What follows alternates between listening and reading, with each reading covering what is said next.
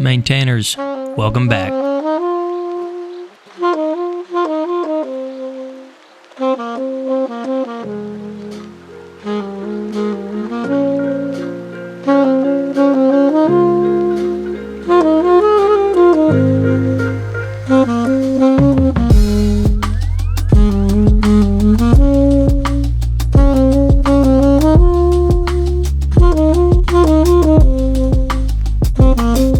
Not only are we going to swap 50% more fluid than the standard original drain and fill procedure, we're also going to change out the strainer, or what most of us call the filter in the transmission, and we're going to go over some notes and some do's and don'ts and some upgraded equipment. So let's find that fill plug right here. As always, anytime you're draining something, whether it's a differential transfer case or in this case transmission, you're going to remove the fill plug, but you can quickly run into a problem, and I'm going to explain it. So I managed to actually round out the sides of my fill plug this time, even though I torqued it to spec 29 foot-pounds last time. Here is the main reason why. So for some reason, Toyota lists the fill plug at 24 millimeters, and it is 24 millimeters. By the way, this is a new one, but 24 millimeters has got too much play. Here's 24 right here. What you actually want is a 15/16, which is 23.8 something millimeters, and it's a tighter fit. If it's not damaged or worn out, you can carry over the rubber gasket from the old plug. And finally, when you are removing with your 15/16 socket and your ratchet, back it up with your hand on the back side of the ratchet, pressing towards the transmission, or even better, use a small pry bar or a small piece of wood to give you some leverage to really lock that socket onto that unfortunately shallow siding of the fill plug. On the passenger front corner of the pan, you're going to find the transmission thermostat. Not everyone has this, but if you do, go ahead and depress this pin and then put a very small finishing nail or something in it to hold it down. This will allow a few extra ounces of fluid to drain out when we drain it. Same as the normal drain and fill, we're going to make sure we can break loose the check plug before we continue. Of course, make sure that 5mm hex is very clean on the inside. We don't want any dirt in there. And then go ahead and drain the pan. On the previous standard drain and fill, we were getting ballpark of 2.8 to 3 quarts of fluid on a full drain when the truck is level. But we're going to do something a little fancy here and get actually about 4.5 quarts out. And it's as simple as this. We're going to jack up safely the front of the truck, causing the front or torque converter area of the transmission to empty out through the back of the pan. This way you're getting an extra 1.5 quarts out of your truck. For reference, the driver's side fender here is about 32 inches up. Okay, get your truck back to level on the ground or ramps as long as it's level, and now we can spin off the transmission pan. Note, this is the only time you can safely use a power tool to remove these. We're never going to do it again, and still do it at your own risk. The other thing I want to say is, although transmission fluid is one of the safer fluids that we put in our vehicles on skin, I just hate wearing gloves half the time, so do so at your own risk. There it is. The black box records everything in your cab. No, that's the strainer, or as we sometimes also call the filter, and we're going to remove it. But first, let's go ahead and add what's in the pan to our overall collection so we can measure here in a bit, and then put our pan somewhere safe, on the ground preferably, so it doesn't fall and get knocked or bent. Check it out, 4.5 quarts. That's 50% more than if we did not raise or drain the pan.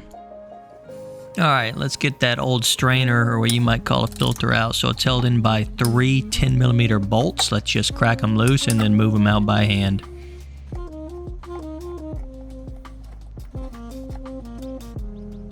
Just drops just like that. Now this guy still has some fluid in it, so be careful. Beck Arnley, great aftermarket part manufacturer. In fact, a lot of their stuff comes out of Japan. But I'm going to compare it to the original one that was in my truck. And then, of course, you have the filter, the gasket, and the bushings for the gasket. But first, let's look at that pan. So let's check these magnets out. I'm grateful to say that I just have some metallic sludge, but it's so fine I can't even feel the grit. It's just sludge, but not much. So let's clean those off, set them aside.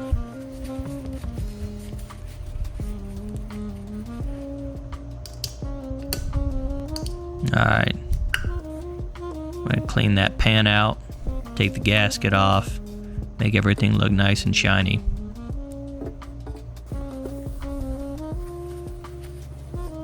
Especially the lip, because when we put the next gasket on, we want it to be like new.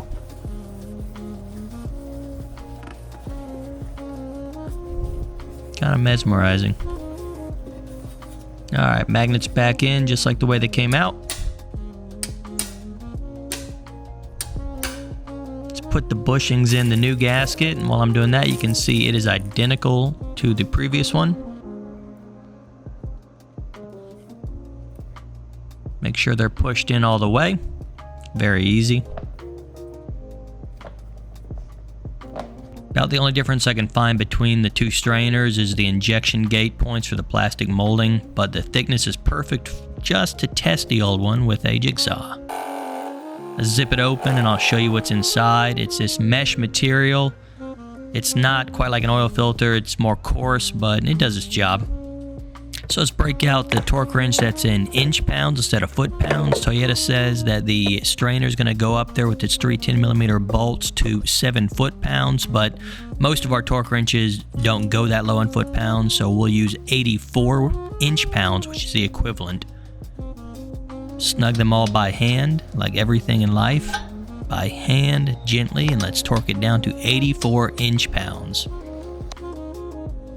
Check on your partners. Make sure they're doing good.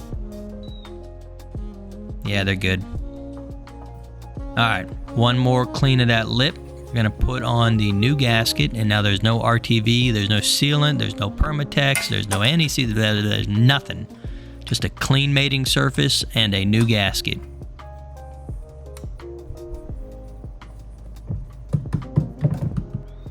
Okay, now speaking of mating surface, up on the transmission, we want this clean and dry. I'm using a plastic scraper here to get anything I could feel with my fingernail.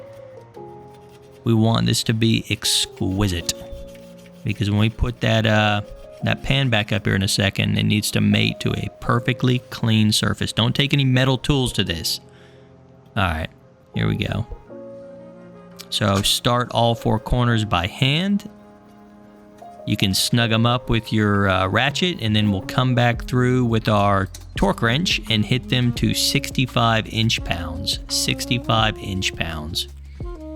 After we've got them all hand tight. Again, you're worried about the 4 corners first, and then you can go in succession. Here it is, 65 inch-pounds, all of them. This is crucial. This is where leaks come from, when you just kind of hand jam it and say, oh, it's good enough. Alright, now we're going to reinstall our check and drain plugs. With new crush washers on them, of course. Don't tighten down either one. This is only by hand tight right now. Okay, check out this guy. Coolest new thing I've got, and thankfully it's nice and cheap. But compared to the old drain and fill video, this is a great improvement. This piece hooks right into the fill point of whatever you're filling, and I'll show you, it's quite reliable. Then this goes into the bottle. We'll use the shortest straw and have a perfect fit. The head is threaded to fit all, not all, but most common oil bottles, such as the ATF World Standard I got right here.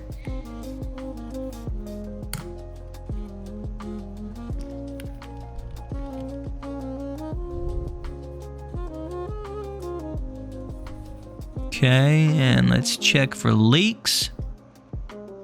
Look at that. I'm impressed. Alright, stick this up in here. It's going to click into place. This is the fill point on the transmission. And then make sure it clicks into place, but it's very easy to do. And it never slipped on me. But yeah, its little teeth lock into there, and you are ready to rock. Okay, start pumping. You go through a bottle very quickly. It moves a lot of fluid in one pump motion.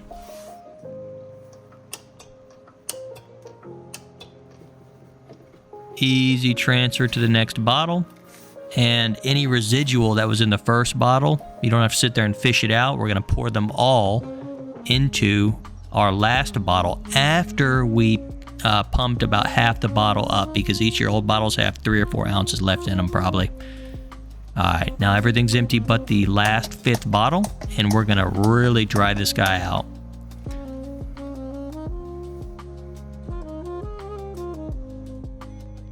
Everything is torqued to spec. We have replaced the strainer, the gasket, everything's clean. We'll be checking for leaks, but you need to now go into the temperature check mode on your truck.